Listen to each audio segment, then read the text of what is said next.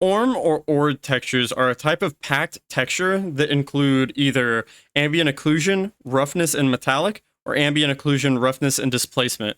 These are utilized in a lot of different engines, such as Unreal Engine, Unity, and Blender. And while they're helpful a lot of the time to keep texture sizes compact, it can be a burden if you're trying to use them in software that don't have ambient occlusion or don't support packed textures. For example, Roblox Studio. Splitting these packed textures up is actually really easy. All you need to do is go into Photoshop or any other kind of photo manipulating software, go up into File, Open, and then click on your ORM texture. Now you need to go down to Channel, but if you don't have Channel, then go up to Window, and then press Channels right here.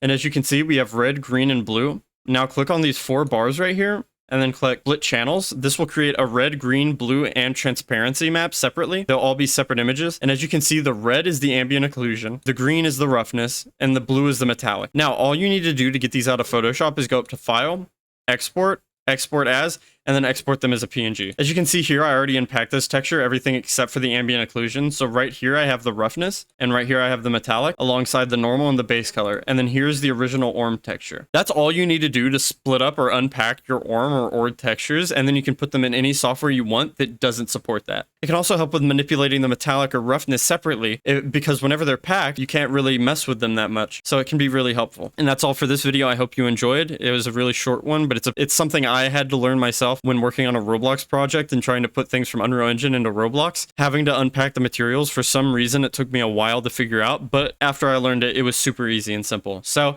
I hope you enjoyed. I hope it helps you in some way, and please like and subscribe, and that's it. See ya.